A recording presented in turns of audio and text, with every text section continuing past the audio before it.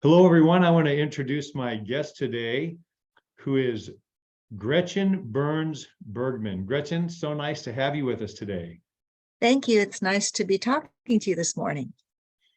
I met Gretchen a week or so ago. She was referred to me by it was Christina Dent. Correct. Yes. Right. And I had had the opportunity to do a podcast with Christina last year, and her organization ended for good, I believe is what it is. Yeah, and it was just a great time. And you're the director of the foundation, A New Path. So yeah, A New Path stands for Parents for Addiction Treatment and Healing. We've been around since 1999. A parent group working to reduce the stigma associated with substance use and drug use, substance use disorders. Wow, awesome. Just on an aside, I was going through some Facebook posts the other day, and I saw this meme, and it said, someone said to me, that they were remembering back 30 years ago, and my mind immediately went back to the 70s, and then I realized they were talking about the 90s. There you go. So when you said that you've been a director since 1999, all of a sudden I realized, wow, that was like 24, 25 years ago. It wasn't in the 70s. It was, yeah, it's amazing how, especially as I begin to age now, how quickly it goes. Yeah, it's been an amazing journey too. When we first started A New Path, I started because my son was struggling with a substance use disorder, and he was incarcerated for possession of marijuana back in the day. And I started the organization not knowing where it was going, but with a lot of passion and by the seat of my pants. And all of a sudden, I realized that there was such a huge need for people to be speaking out about this topic that we've just grown by leaps and bounds. It's just was not necessarily intentional. In other words, I just got really involved in this movement, and of course, the more you are in it, the more you learn, the more that you see what needs to be changed in terms of our policies and our perceptions about drug use. And so it's a hooked me for life, and it's made my life's work. Right. Yeah. And then you blink your eyes and 20 years have passed, right? Yep. Yeah. So now that's interesting. So you just said your son was incarcerated for possession of marijuana. Yes. Which is ironic because today I can go to several dispensaries, within 30, 40 miles of where I live, and I can go in and purchase it legally in my county. Isn't it ironic? And now when we look back, and he was cycling in and out of jail, then prison, and for 11 years. But today, what he was arrested for would be legal, so I mean, and he was able to expunge his record because of that. But that cycle of incarceration, it's just so detrimental, not just to the individual, but to the family members as well. And so that's really what propelled me to action about this.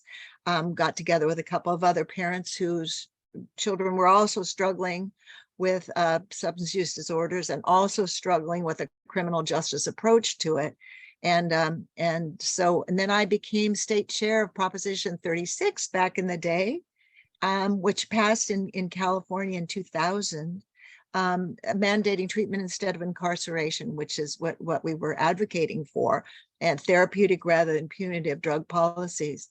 So again, that kind of pushed us forward, our movement forward a little bit, and then got involved in all kinds of harm reduction, sentencing, prison reform measures. It's just exploded. And the way I know Christina is that in 2009, we started Moms Unite to End the War on Drugs campaign. So it was a way to reach out further than in California. I had a lot of moms in other states who were saying, how do we get a new path in our area? We need one. And I didn't really have the bandwidth to create chapters. Right. So we created a collaborative campaign, and organizations like Christina's organization in Mississippi, I believe, and then New York, we could learn from one another. We could uplift the work that other people are doing in this arena, as well as having a place for individuals to do some advocacy work. So we create several campaigns each year, and that's what you're, talking about. Awesome. Well, and I want to dive into those a little deeper, but let's go back again for the, our podcast is called Zach's Life after my son, a story of love, addiction, loss, grief, and recovery. And being able to talk to another mother today of a son who suffered from substance use disorder. If you don't mind, I'd like to focus just a little bit today on the love aspect. As you and I talked last week, that's one of the things that I could hear in your voice was the love that you had for your son. One of the things when you described your organization of other and reaching out to other moms, that was a collective theme that's there. And I found it interesting. Any parent that I speak to whose children are working through their substance use disorder, the way that there's a common theme, and that theme is that we all love our children. And the love that I felt for Zach, when he was 5 years old, 10 years old, 12 years old, isn't any different than the love that any parent feels for their child. Right. And I'm just interested, I'd like for you to describe just the early childhood briefly of your son, because no one grows up with a substance use disorder, right? You can't identify a 3-year-old and say, uh-oh, there you go, but our love is similar. So just describe what his life was like early on. Well, and to let you know, both of my sons struggled for decades with addiction to heroin. So I love both of my sons with a passion. And despite all that we've gone through, in fact, I had friends who said, if you knew what you were going to go through at the stage of your life, would you have not been a mother? And I said, absolutely not. Being a mother is forever will be the most important role I play in life, right? I loved being a mother. I'm one of these moms that nursed both of their children probably too long. And both, no, you have no idea that they're going to take a detour like they did in their lives. One was both, I have to say, as a mom, right? They were both really smart and funny and adorable and attractive and all that. My older son was, brown haired, curly haired. He was more serious, but he wanted to be a sports announcer. He knew all the stats really early, and they both played soccer, baseball, all this stuff, right?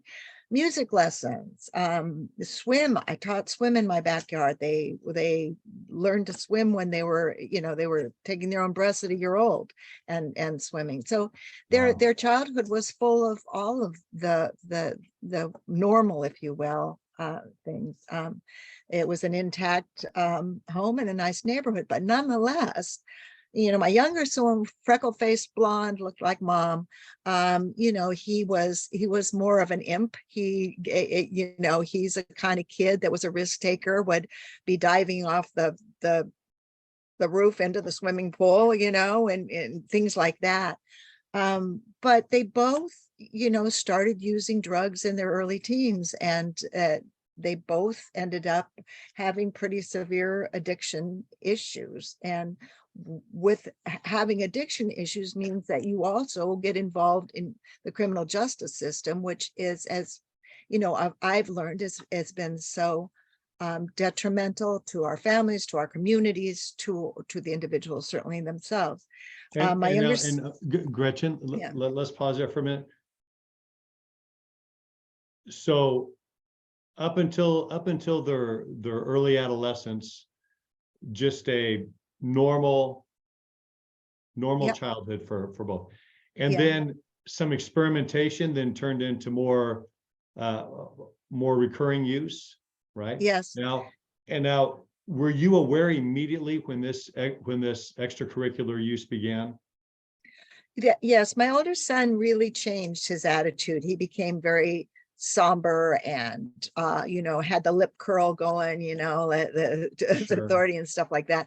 I don't think we saw it in the younger son because we were so focused on getting help for my older son. Right. And the same thing with Zach. When Zach first started using it, it seemed just like regular experimentation. Yeah. You know, we found a lighter in his pocket, you Yeah. know, and he had a bunch of excuses, and his mother and I talked about it. Well, no, he's got a lighter in his pocket. He's probably smoking weed. You know, that's, you know, that's, you know, probably that first step, you know, but I've got to say during that time, and this is important for parents whose children have never struggled or they haven't had this connection. At that point, I still didn't love my son any less. Of course not. In fact, I may have become, my love for him may have become identified even more by my desire to find a solution, Yeah. or to help, or to fix, or to control, or you know, to over hover, to fill in the blank, right? And Well, so it's as parents, that's what we want. That's what we want, them to have a fulfilling, happy a life. And so, yes, you get involved because you do want to try to help fix it, keep them alive, keep their opportunities alive, right? I was talking to someone just today, and we were discussing someone who had a relapse, and you know, and again, understanding how the parents, must be feeling, and during that discussion, you know, I just said, isn't it strange if would we love our children any less if they had been diagnosed with cancer, into remission, and then a lump came back? Yeah, right. And then they said, oh my gosh, I've got a lump come back. Are we going to get angry with them? Are we going to love them any less? Are we going to do any of that? And again, that challenges our ability to accept substance use disorder as a disease that has been defined as by the American Medical Association, and by all kinds of statistics and scientific proof and data that that puts substance use disorder as a disease of the mind, right? I mean, so it's interesting, as for myself, as my challenges grew with my son. Now, while my love for him never diminished, my frustration with him grew exponentially. Oh yeah. Yeah. Right. But wait, I'm describing perhaps anyone who's ever raised a teenager, can have, can have a lot of those same experiences.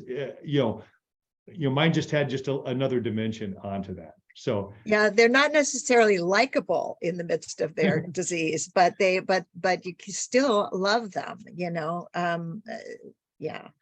Well, and now for you, and please go on. And now that once your child is in the criminal justice system, that adds,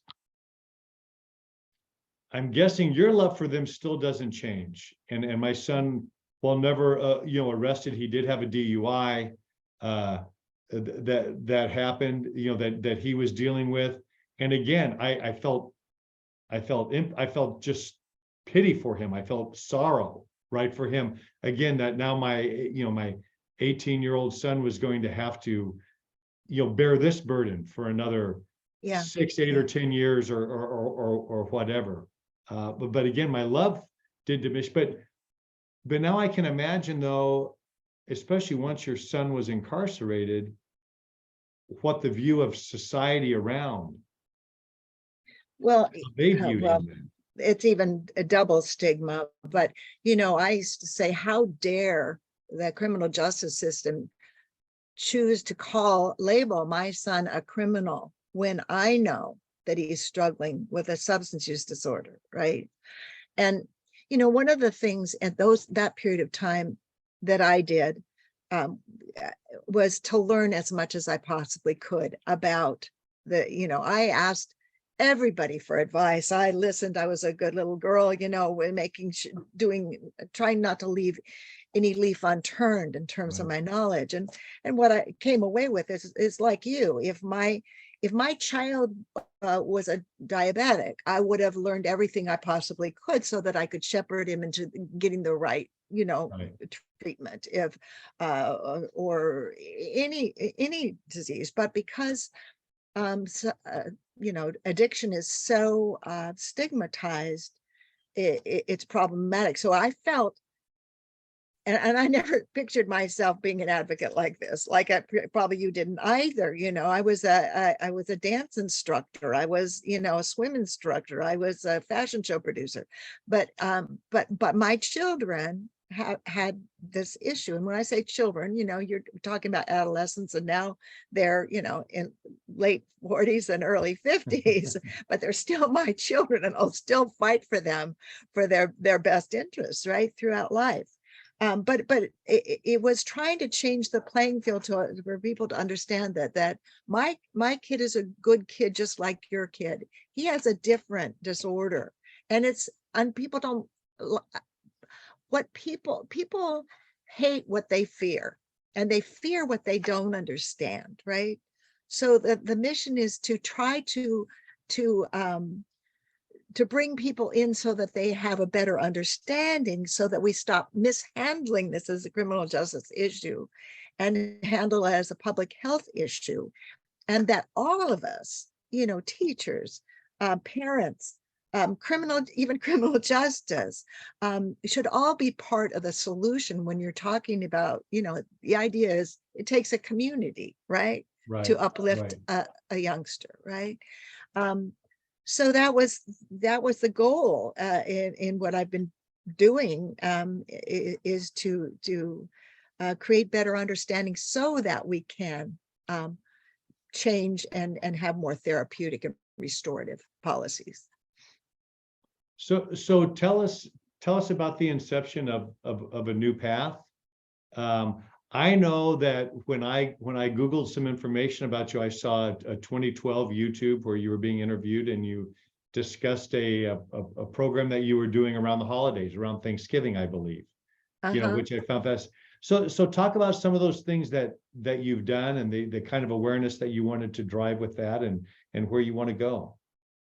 Well, I think because my background was theater, the skills that I would bring to the table would be that I like to write, and I've become comfortable speaking, but I understand that people learn in different ways, right? And so a lot of the campaigns that I start have to do with people learning in a very visceral way, right? So it'll stick with you longer if all of your senses become engaged in the conversation, right? So the Empty Chair at the Holiday Table campaign is what you're describing. It's Thanksgiving through Christmas, was to really talk about the person that's missing in the room. And I had a situation where when my son was behind bars, there were many holidays where he was not with us. Mm-hmm. And it really hurt. I had the sense as a mother, well, I should be visiting him in jail, but I can't, they won't let me in, but I'm here with my rest of my family, and nobody's talking about him because he's stigmatized somehow, and then with my younger son, there were holidays where he was so in his maze of addiction that the family was uncomfortable around him, so he wasn't invited, and that killed me even more, right? So it was encouraging people to sort of talk about the elephant in the room, but or the empty chair, if you will. Right. And so the campaign was, the war on drugs has affected us in many detrimental ways, and one, incarceration, one, overdose deaths, stigma, and drug war violence. So the campaign is, take a chair and you put a picture of your loved one and say they're missing because of stigma, whatever, you have this little sign on it. And then we created a video in and around that, and it's quite compelling. It's taking a holiday that should be joyous, but is so painful for parents who have lost, like you, a loved one, to drugs, and to those of us that had so many years of being conflicted about it. Now, I had to kind of educate my family as well. Like, when you're talking about educating and understanding, even my mother needed to know that my son wasn't just the bad seed, as she would have called him, right? But Right. that he was stuck in his addictive maze. And by the time my mother died, my older son was her favorite person on the planet, but it takes that kind of meeting people where they are with their understanding level of it. And if they haven't experienced addiction firsthand, maybe they don't know the true nature, and they don't know what family is going through. So a way of gently opening the conversation is to have these visceral pictures of And do you still, is that still a program and a theme that carries on every year? And do you do videos and? Yes, and people submit their pictures, and yeah, it's probably, my son thinks it's our most impactful campaign, because it just hits people, when they're thinking about family. And the other campaign, and we hit on it a little bit, is it was a Valentine's Day campaign, which we're kicking off this week again. True love, not tough love. As parents, I got a lot of bad advice. I, was told to kick my kid to the curb or let him go to prison, and his head will spin around. And instead he learned to, inject heroin behind bars. So it's, so I didn't believe in hitting bottom. I believe that my job as a mother is to constantly be there to try to shepherd them into the services they need, and to help people understand, so that when they do come back, there's an open door, right? When they're able to find their way through the fire, there's an open door. And so, we thought about this true love campaign quite a bit, something to counteract the tough love, which didn't work for most of us. I mean, we even tried it, but it didn't work. And luckily, my child did not die in the midst of that. But I came to firmly believe that tough love for me would mean that I'd lose my son, and I wasn't willing to do that. But I also want to give other parents their own barometer. I want them all to be able to listen to their own internal truths, right, about how they parent and how they love. So it's a way to kind of just give back mom's intrinsic role, as nurturer and compassion, tolerant, nurturing, and give back permission to believe in their own inner voices about how they can best parent when they truly love their child. We tossed around the word real. Is it real love? Is it real, and we didn't want it to be romantic love, so we came up with, it's true love. It's yeah.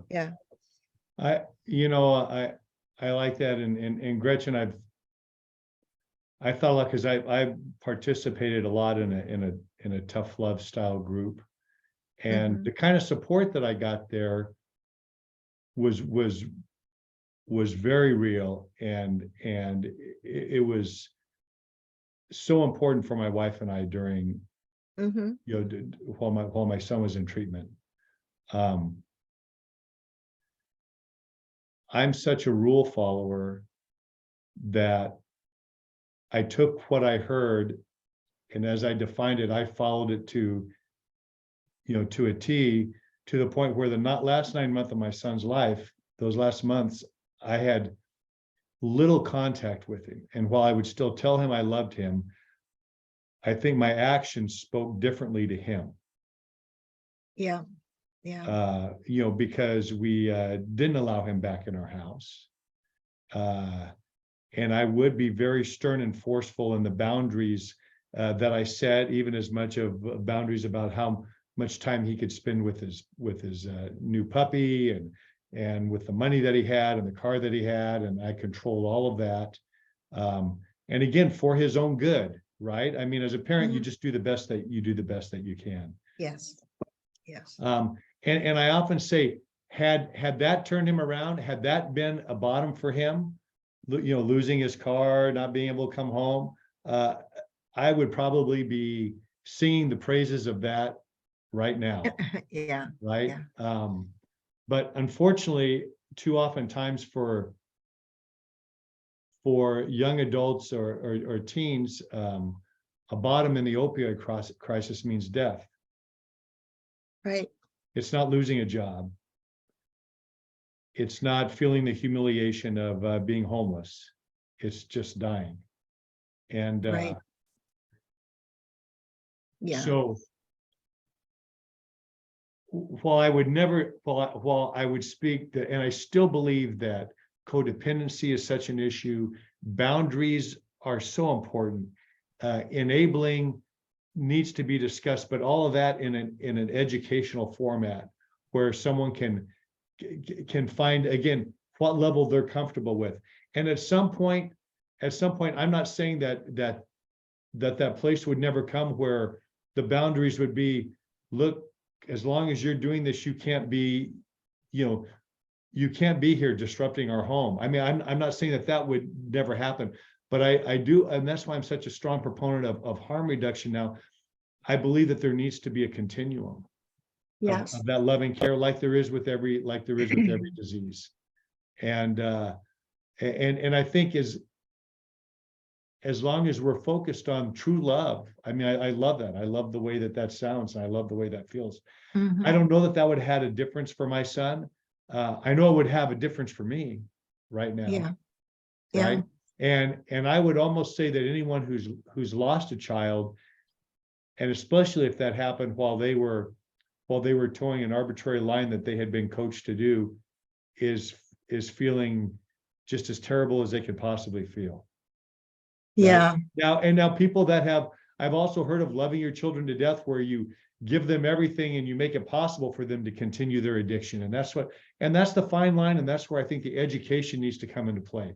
And that's where we need to find out everything that we can about it and things that are happening. And it's not just turning over, I guess turning over the care of our children to somebody else, which is kind of what I did in the medical field, you know, was just turn them over into the counselors and you know, just follow guidance. And I wish I had spent half the time or a tenth of the time that I spend now studying the disease at that time. And I was still active then. I was going to every meeting I could.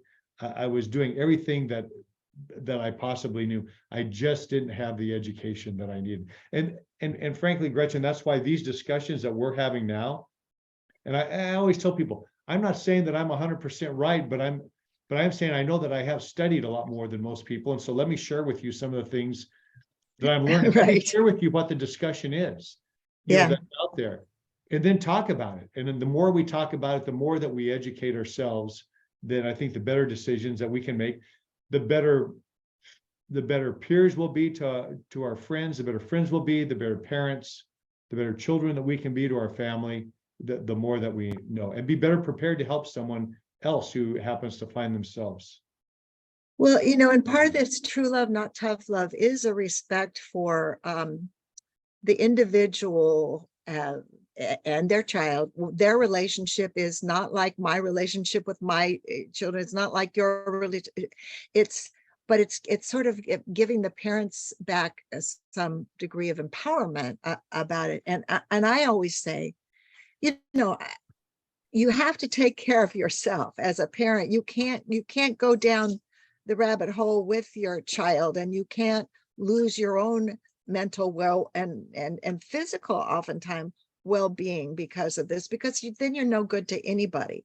You have to do some form of self-care so that you are there and strong when they're ready or able to accept change. The idea, though, of codependency was actually, there's millions of books written about it, but it was never based on fact or science. And the truth is, and we talk about educating ourselves more, we know so little about addiction.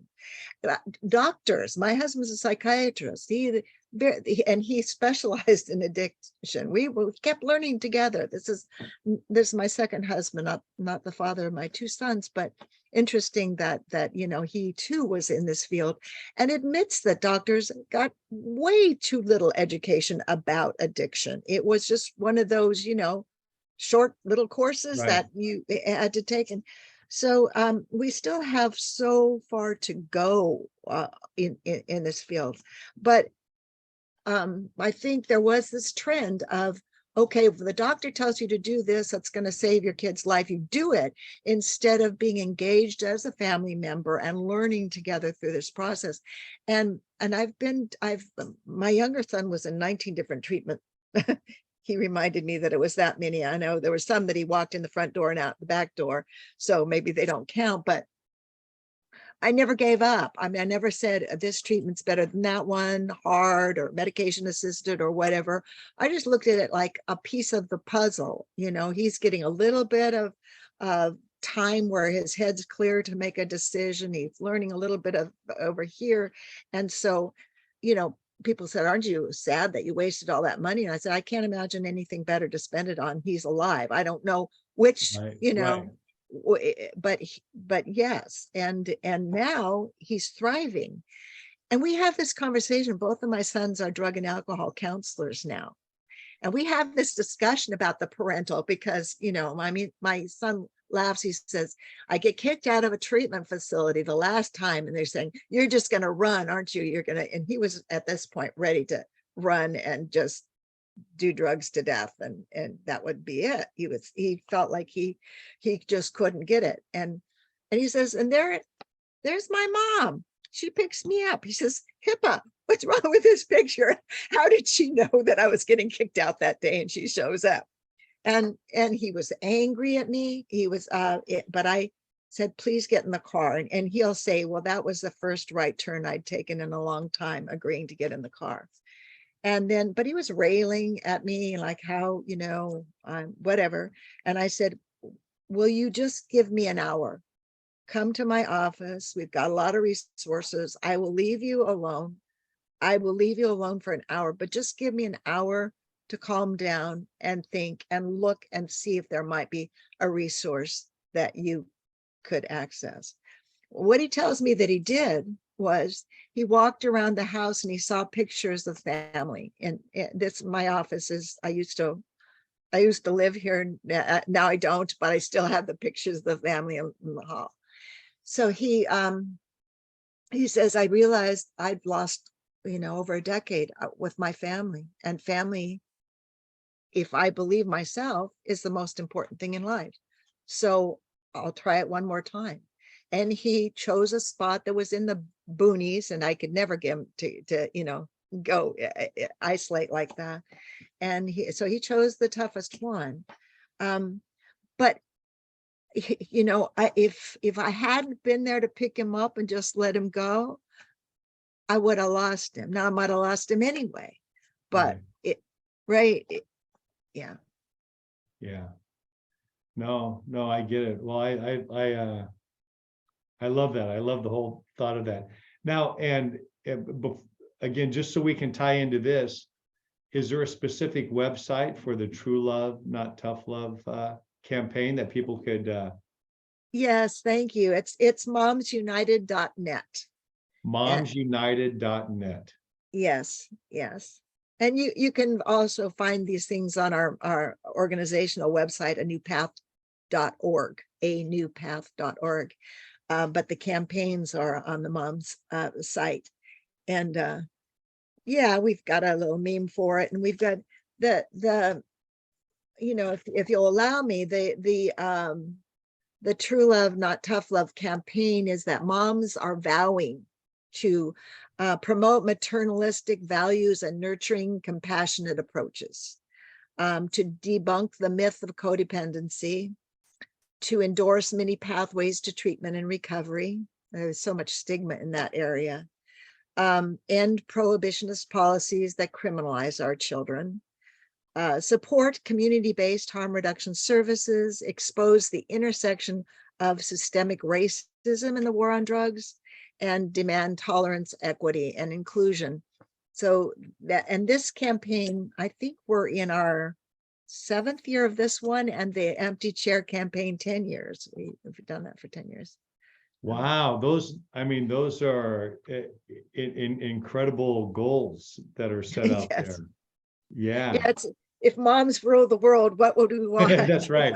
And we always tease and say it's Moms United, but it's really mothers and others. We're not saying that fathers aren't a part of this. We're just using the word mom as a right. And so Gretchen, if someone went to the website momsunited.net and they would see some of these campaigns, they would find ways that they could get involved or that they could connect with those. Yes, particularly the anewpath.org if you want to get involved. Okay. Also, we're got pretty active Facebook pages, particularly the Moms United Facebook. So join us there and join part of the discussion. And yeah, with the A New Path site, there's you can send an email and say that you want to get involved, and I'll respond right away. Okay, awesome. Okay, now anytime Gretchen, anytime that I'm having a conversation where I'm looking at a different approach to recovery or to treatment, other than a harsh old school, and I say it like that, and that's kind of a negative connotation, but that's how it feels, just an old school, hey, if we just had tougher laws and stricter punishment, then that would solve the problem. Well, we know it wouldn't, because it hasn't solved it. It hasn't gotten better. We've been doing it for decades, right? But still, and especially a lot of people that are my age or older, we grew up in that time where you pull yourself up by your bootstraps. It's, you had to, hey, it doesn't affect me. How can you feel that bad? Look where you live. You've got everything that you need. All you've got to do is just get your head on straight. If you just worked a little harder, if you just, right? That's the mindset. And then along with that, and then, I hear, so Jim, is what you're saying that the guy who got caught with 2,000 fentanyl pills that he was going to poison our whole community with, that he shouldn't be, have any prison time? Is that what you're saying? So are you saying that the drug cartels that are, murdering an entire family in one of our, communities here because they got caught up in the drug war, that they shouldn't be in prison? And of course, so that's the conversation often flows to that other end, to right? the extreme, yeah, right, of the continuum. How is that now? Of course, on my mind, I know that, okay, murderous, kidnapping, drug cartels versus your son on a marijuana possession somehow end up in the same prison, right? Yeah. They're in. I mean, there's a problem right there, right? But how do you support? How have you got to that place?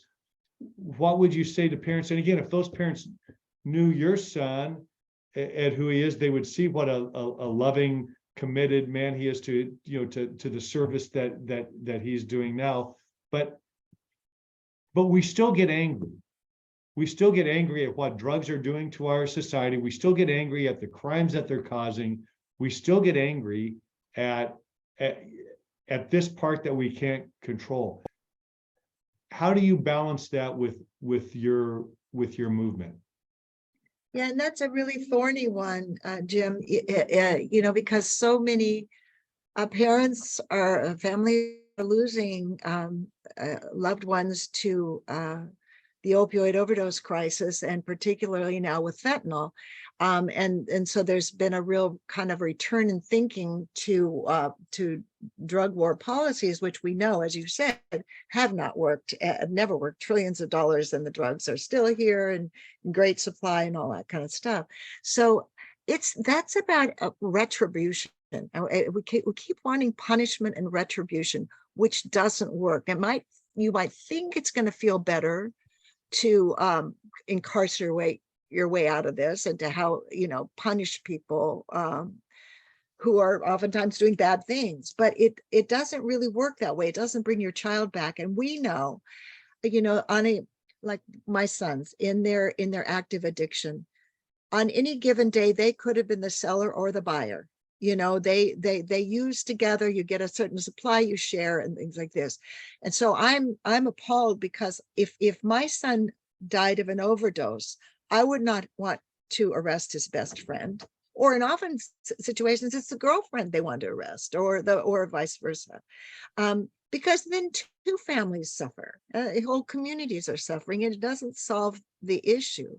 In my mind, that the answer to this is still harm reduction, and harm reduction would also include decriminalizing a lot of drugs, right? So if you employ harm reduction, means that you're meeting the person where they are, and that you're helping them to live the best life possible at that stage where they are, right? And bottom line, you have to keep them alive for the cure.